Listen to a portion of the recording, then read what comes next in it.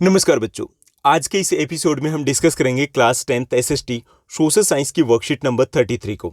ये आपकी 25 ऑफ सितंबर 2021 की वर्कशीट रहेगी। आज की इस इजी वर्कशीट में हम हिस्ट्री का first chapter nationalism in Europe को कंटिन्यू करेंगे और नेशनलिज्म की इस कहानी को थोड़ा और समझेंगे।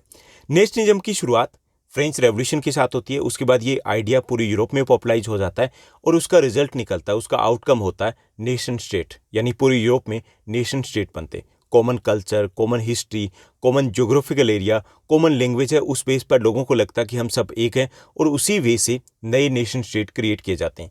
अगर अब हम वर्ल्ड मैप को देखें तो जितने भी नेशन, जितने भी देश आपको दिखाई देते हैं वो सभी देश इसी नेशनलिज्म की फीलिंग का आउटकम था। यानी कि इसी नेशनलिज्म की फीलिंग के कारण लोग आपस में एक साथ आए और अपने लिए एक नए नेशन स्टेट का क्रिएशन किया। ओके, लेकिन उस वक्त की अगर बात करें, उस वक्त की, अभी की नहीं, उस वक्त जो नेशनलिज्म की इस फीलिंग का इतना स्ट्रोंग होना इतना आसान नहीं था कि उस वक्त भी लोग थे वो देश के लिए मरने मिटने के लिए तैयार हो गए थे।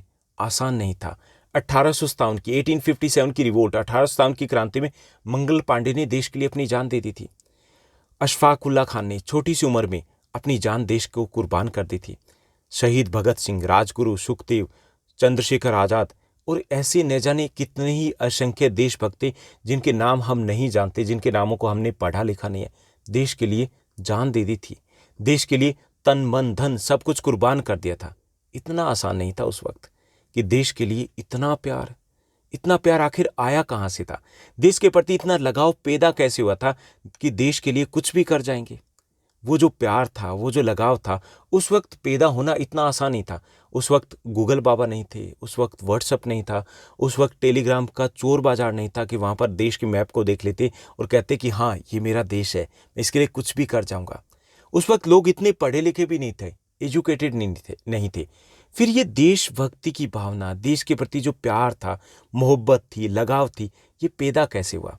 तो कुछ छोटे छोटे कारण थे जिन्होंने लोगों में ये जज्बा भर दिया, ये जोश भर दिया। लोगों में वो जो पॉजिटिव वाइब्स निकल के आती थी कि हाँ देश के लिए कुछ भी कर जाएंगे, देश के लिए हम किसी से भी भिड़ जाएंगे। तो छोटे छोटे कुछ फैक्टर्स थे जो रिस्पॉन्सिबल थे इस नेशनलिज्म की फीलिंग के लिए। ऐसे सेम फैक्टर जो इंडिया में थे वही सेम फैक्टर यूरोप में भी थे। तो यहाँ पर आज की इस वर्कशीट में हम डिस्कस करेंगे विजुअलाइजिंग द नेशन, कि लोग उस देश को कैसे महसूस कर पा रहे थे, कैसे लगा कि ये मेरा देश है, कैसे लगा कि मैं उसके लिए सब कुछ कर जाऊंगा, कैसे लगा कि इस देश को मुझे आज़ाद करवाना है। ओके, तो हम बात करेंगे विजुअलाइजिंग नेशन की, कि नेशन को कैसे लोगों ने देखा। उसके बाद हम डिस्कस करेंगे फ्रैंकफर्ट पार्लियामेंट के बारे में। ऑलरेडी हम डिस्कस कर चुके हैं लास्ट वर्कशीट में, लेकिन एक बार फिर से देखेंगे कि ये फ्रैंकफर्ट पार्लियामेंट का इस नेशनलिज्म की फीलिंग में क्या योगदान था, क्या रोल था। बात करेंगे the role of the women in the nationalism में वीमेन का क्या रोल था, और डिस्कस करेंगे कुछ सिंबल्स की और उनके सिग्निफिकेंस की, कि उन्होंने कैसे लोगों को देश से, अपने राष्ट्र से, अपने नेशन से, अपने कंट्री से जोड़ा था। Let's begin. चलिए शुरुआत करते हैं हम आज की इस वर्कशीट की। सबसे पहले हम बात करेंगे विजुअलाइजिंग द नेशन, यानी कि विजुअलाइजिंग मतलब देश का एक तरीके से सामने देखना, उसको विजुअलाइज करना कहेंगे। यानी देश पहले क्या था, कंट्री क्या थी, एक कल्पना मात्र थी कि ये मेरा देश है। किसने देखा, किसी ने नहीं देखा, लेकिन उसको विजुअलाइज किया था, उसको दृश्य रूप पर कह सकते हैं कि उसको सामने देख पाए थे लोग। तो ये कैसे हुआ था कि artist in the 18th and the 19th centuries portrait a country as if it were a person. यानी कि उस वक्त 18th और 19th सेंचुरी में जो नेशन थी उनको एज ए पर्सन के रूप में पोर्ट्रेट किया गया था। यानी उनको ऐसे दिखाया गया था जैसे कि वो पर्सन हो।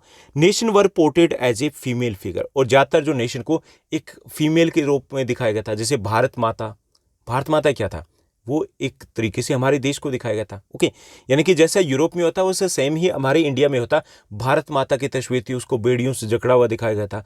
और जो लोग थे जो पढ़े लिखे नहीं थे, वो जो लोग थे जो गाँव में रहते थे, उनको भी लगा, उन्होंने उस दर्द को महसूस किया कि जो बेड़ियां है ये गुलामी की बेड़ियां है, इसको तोड़ डाला है। और उसी ने जोश पैदा किया कि हम अंग्रेजों से भिड़ गए थे, हम में से किसी के मन में वो डर पैदा नहीं हुआ था कि क्या होगा, कुछ भी हो जाए, देश को आज़ाद करवाना है। तो वो क्या था कि वो देश को, हमारी कंट्री को, हमारी नेशन को एज ए पर्सन पोर्ट्रेट किया गया था, उसको विजुअलाइज किया गया था। So in 18th and the 19th centuries the nations were portrait as a country by the artist. Okay, it means that ज़्यादातर जो नेशन थे they were portrayed as a female figure के तौर पे उनको दिखाया गया था। The female form that was chosen to personify the nation didn't stand for any particular women in the real life. लेकिन जो फीमेल के तौर पे दिखाया था वो कोई पर्टिकुलर वुमेन नहीं थी रियल लाइफ की, क्योंकि उसको दिखाया गया था कि ये हमारा देश है, ऐसा नहीं था। That was a imaginary female, यानी कि वो एक काल्पनिक महिला थी। Rather it showed to give the abstract idea of the nation to a concrete form. यानी पहले क्या था, एक अमूर्त एब्स्ट्रैक्ट आइडिया था जिसे हम मानते कि ऐसा होता है, ये हमारा देश है, देखा किसी ने नहीं था, लेकिन उसको कंक्रीट फॉर्म में लेकर के आए थे कौन, ये आर्टिस्ट। और जब कंक्रीट फॉर्म में लेके आए, जैसे कि भारत माता को लेके आए, उसको लेकर के आए, तो लोगों का जो जुड़ाव था, लगाव था, प्यार था, वो और ज़्यादा मजबूत हो गया कि हाँ ये मेरा देश है। उसको हम सोच सकते थे, अपनी आंखों के सामने देख सकते थे कि this is my nation, this is my country. Thus female figure become the allegory of the nation. Allegory का मतलब होता है दृश्य रूपक बन गया था, प्रतीक बन गए थे एक राष्ट्र के। In France she was Christian Marianne, यानी कि यहाँ पे फ्रांस की बात करें तो वहाँ पे एक क्रिश्चियन मैरियान के तौर पर उसको दिखाया गया था।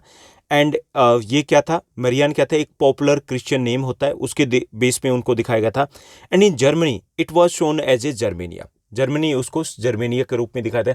ऐसा सभी देशों में होता है, भारत में भारत माता के तौर पे था। ओके, तो ये था कि visualising the nation in the 18th and the 19th centuries, artist portrait the nation as a female figure and it inspired the people, it connected the people towards the nation. कि इससे लोग थे वो और ज़्यादा कनेक्ट हुए थे, उनकी जो फीलिंग थी वो और ज़्यादा मजबूत हुई थी देश के लिए। तो ये था कि कैसे ये जो छोटी सी बात थी इसने लोगों को इंस्पायर किया था कि हाँ देश के लिए हम कुछ भी कर जाएंगे। उसके बाद हम बात करेंगे फ्रैंकफर्ट पार्लियामेंट की। अब फ्रैंकफर्ट पार्लियामेंट, इसके बारे में लास्ट वर्कशीट में डिस्कस किया था कि जर्मन यूनिफिकेशन के लिए और नेशनलिस्ट मूवमेंट को इंस्पायर करने में इसका एक इंपॉर्टेंट रोल था। अब थोड़ा सा समझ लेते हैं कि ये क्या थे।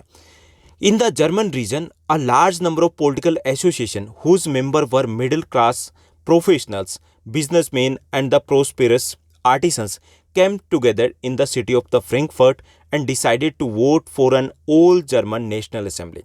यानी ये क्या था Frankfurt parliament, that the people from the different part of the Germany, because before the 1871 Germany क्या था, it was divided into the 536 small states, 536 छोटी छोटी राज्यों में बंटा हुआ था जर्मनी। ओके, उनमें से सबसे स्ट्रॉन्ग पर्शिया था, जिसके बारे में हम लास्ट वर्कशीट में बात कर चुके हैं।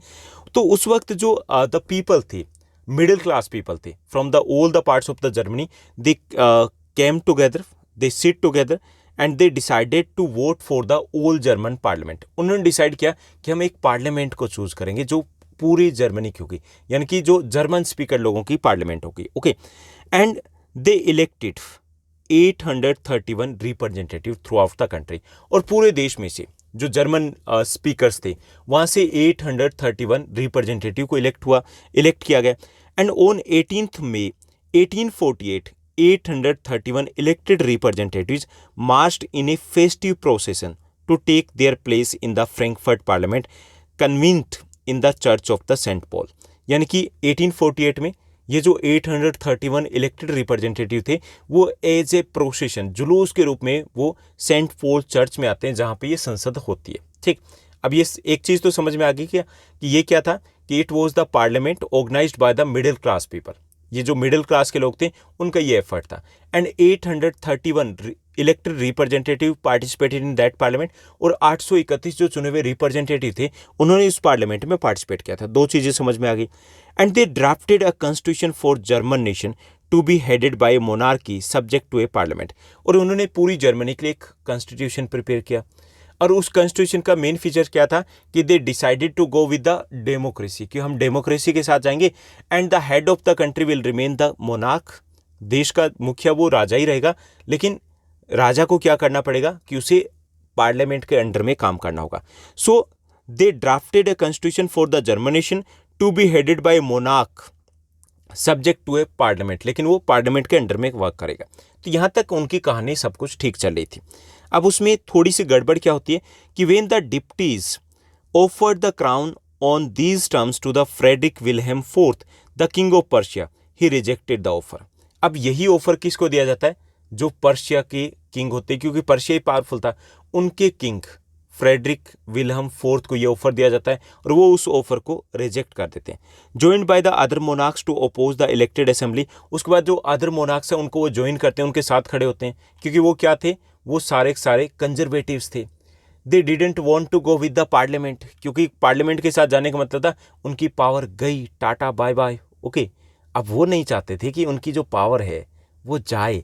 सो Frederick Wilhelm fourth rejected that offer for the German unification का ऑफर था कि पूरे देश एक जर्मनी होगी और उसके जो किंग होंगे, रूलर होंगे, वो फ्रेडरिक विल्हेम फोर्थ होंगे। लेकिन he was not ready to work under the parliament, he was not ready to leave his powers, अपनी पावर्स को छोड़ना नहीं चाहते थे। सो उन्होंने उस ऑफर को रिजेक्ट कर दिया। सो ये था पहला अटेम्प्ट था, it was the first attempt for the German unification, but it was unsuccessful, ये फेल हो जाता है। While the opposition of the aristocracy, military become stronger and the social basis of the parliament eroded. लेकिन यहाँ पे एक और गड़बड़ होती है, दैट दीज पीपल, जिन्होंने ये पार्लियामेंट यानी कि ये जो कॉन्स्टिट्यूशन प्रिपेयर किया था, the parliament was dominated by the middle class people who resisted the demands of the workers and the artisans. कि यहाँ पर जो पार्लियामेंट में जो कॉन्स्टिट्यूशन प्रिपेयर किया गया था, it was dominated by the middle class and they ignore the demands of the lower middle class, artisans, peasants, workers, उनकी जो डिमांड्स थी उनको इग्नोर कर दिया था।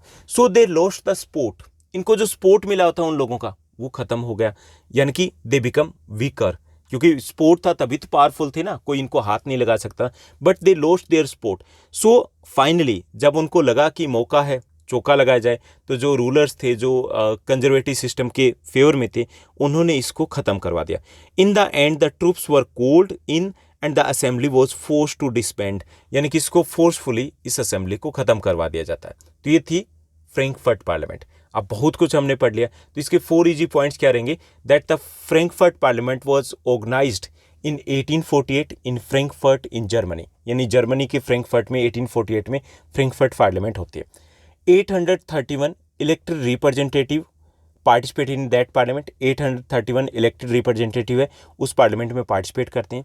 And it was the first attempt for the German unification, ये जर्मनी की यूनिफिकेशन का पहला अटेम्प्ट था, but it was the unsuccessful one, लेकिन ये अनसक्सेसफुल रहता। बस आपको 3 या 4 पॉइंट याद रखने कि 1848 में होती है, ओके, और ये जर्मनी, इसमें 831 इलेक्टेड रिप्रेजेंटेटिव पार्टिसिपेट करते हैं, ठीक। सेकंड, थर्ड, ये जर्मनी की यूनिफिकेशन का पहला अटेम्प्ट था और ये अनसक्सेसफुल रहा था। अब इसका रोल क्या था कि it inspired the people all over the Europe to fight for the unification, fight for the nation state.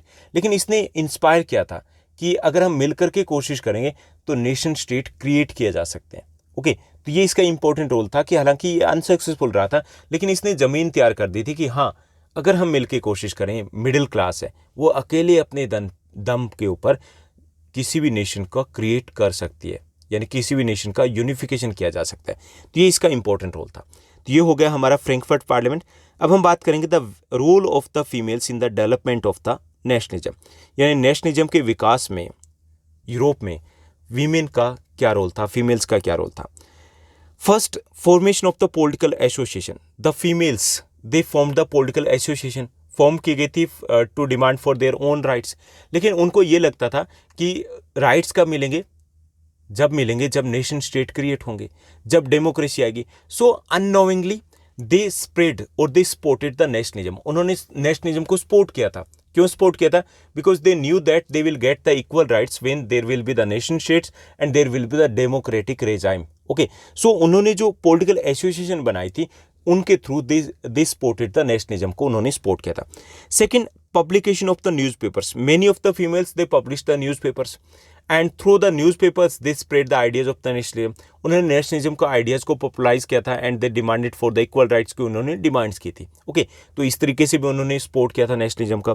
Third, struggle for the suffrage, suffrage means right to vote, they struggle for the right to vote and in this way they knew that कि they will get the right to vote only when there will be the democratic regime, कि जब democracy आएगी तभी उनको मिलेगा। सो दे supported the nationalism, इसलिए उन्होंने nationalism को सपोर्ट किया कि ये सब कुछ होगा तो उनके लिए सब कुछ अच्छा होगा।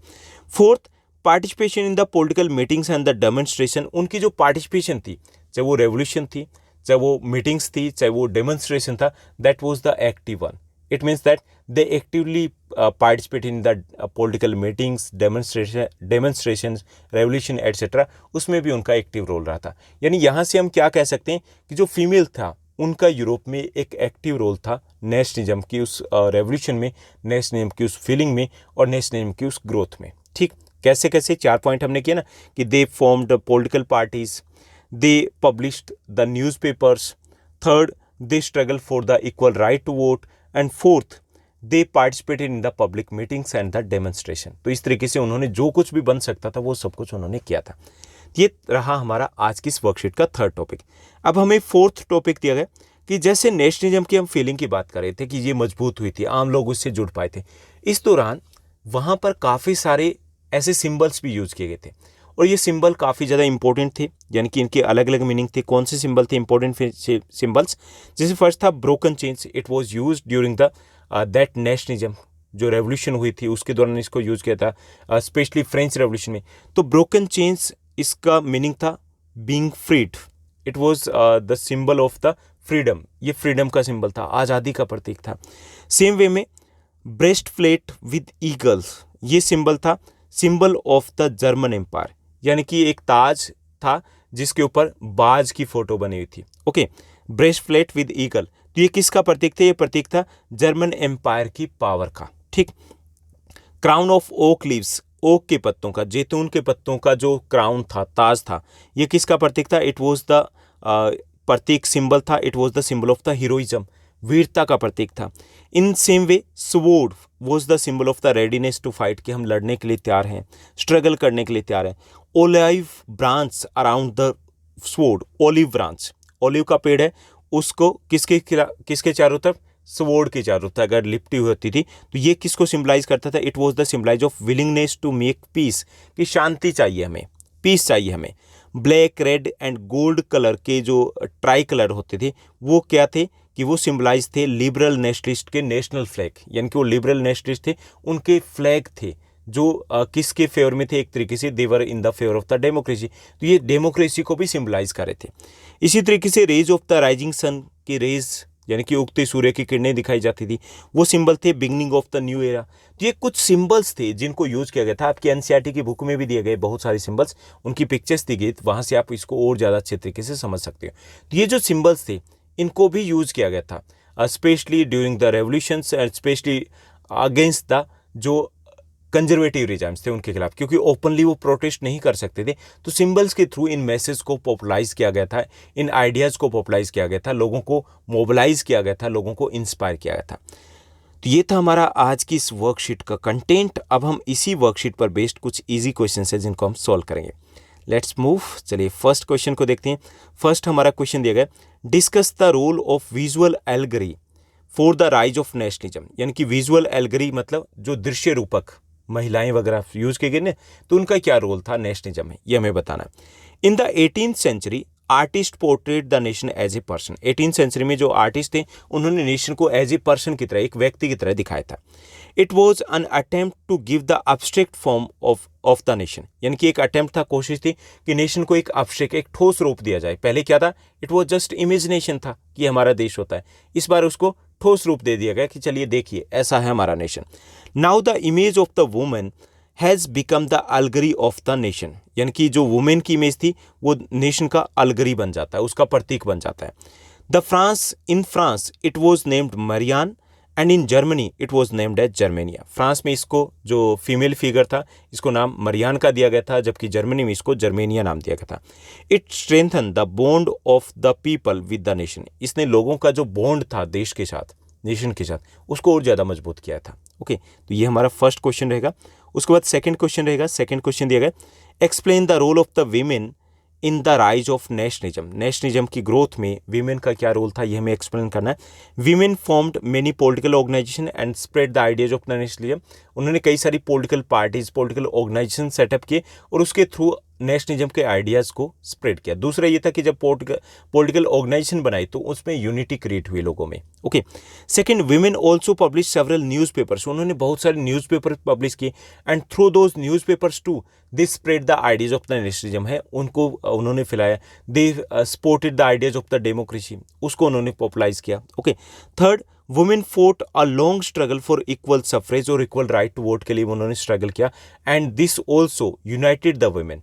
उनमें एक बॉन्ड था वो क्रिएट हो पाया था, और इससे भी नेशनलिज्म को सपोर्ट मिल पाया था। Fourth, they also actively participate in the political meetings and demonstration और द रेवोल्यूशन। जितनी भी रेवोल्यूशंस हुई थी, पॉलिटिकल मीटिंग्स थी या डेमोन्स्ट्रेशन था, उसमें भी उनका एक्टिव पार्टिसिपेशन रहा था। तो ये था कि नेशनलिज्म की ग्रोथ में या डेवलपमेंट में वीमेन का क्या रोल था। Now let's move to the next question, third one. Third हमारा क्वेश्चन दिया गया, explain the importance of the Frankfurt parliament की इंपॉर्टेंस को हमें बताना है। The Frankfurt parliament was held in Frankfurt in 1848। ये कहाँ होता है? 1848 में कहाँ होता है? फ्रैंकफर्ट में होता है। Okay, so the Frankfurt parliament was held in Frankfurt in 1848, यहाँ पे वॉज करना है। It was attended by 831 German speaking elected representative. इसमें 831 जर्मन स्पीकिंग जो इलेक्टेड रिप्रेजेंटेटिव है वो इसमें पार्टिसिपेट करते हैं। It was the first attempt for German unification, यानी कि जर्मन यूनिफिकेशन का ये पहला अटेम्प्ट था, एंड विच वॉज अनसक्सेसफुल, ये फेल रहा था। But it inspired the people later on to fight और to struggle for the German unification और the unification of any country और for the creation of nation state. लेकिन इसने बाद में लोगों को इंस्पायर किया था, मोटिवेट किया था कि स्ट्रगल करते रहिए, एक दिन हमें सक्सेस मिलेगी। ओके, तो ये थी फ्रैंकफर्ट पार्लियामेंट और उसकी importance. Now let's move to the fourth and the last question of this worksheet. Fourth हमें क्वेश्चन देगा, write the importance of different symbols की इंपॉर्टेंस लिखना है कि उनका सिग्निफिकेंस क्या था, इंपॉर्टेंस क्या थी। तो इसमें ब्रोकन चेन्स है, जो ब्रोकन चेन्स है ये सिंबलाइज करते थे, सिंबल ऑफ फ्रीडम के सिंबल थे, ये आज़ादी के प्रतीक थे। ऐसे olive branch around the sword, ये सिंबलाइज करते थे डिजायर फॉर पीस, कि लोग शांति चाहते हैं। क्राउन ऑफ ओक लीव्स, ये सिंबलाइज करता था हीरोइज्म को, वीरता को। Okay, sword, it was the symbol of readiness to fight, कि हम लड़ने के लिए, स्ट्रगल करने के लिए तैयार थे। तो उसका जो सिंबल क्या था? स्वॉर्ड, यानी कि तलवार। रेज ऑफ राइजिंग सन, ये सिंबलाइज करते थे बिगिनिंग ऑफ न्यू एरा, कि नई युग की शुरुआत हो चुकी है। तो ये सभी सिंबल्स थे जो यूज़ किए गए थे और लोगों को इन्होंने इंस्पायर किया था। तो ये थी हमारी आज की easy interesting worksheet. I hope सब कुछ आपको समझ में आया होगा। अगर एग्जैक्टली वास्तव में आपको लगता है कि मैं ठीक ठाक पढ़ा लेता हूँ, ठीक ठाक आपको समझ में आ जाता है, तो इस वीडियो को लाइक करने के साथ साथ शेयर भी कर दिया करो। अच्छा लगता है, क्योंकि इससे लगता है कि हाँ, मैं सही डायरेक्शन में जा रहा हूँ और सही तरीके से आप तक मेरी बात, मेरा मैसेज, ये चैप्टर पहुँच पा रहा है। आज के लिए बस इतना ही। Thank you, bye bye, have a nice day. मिलते हैं नेक्स्ट वीडियो में।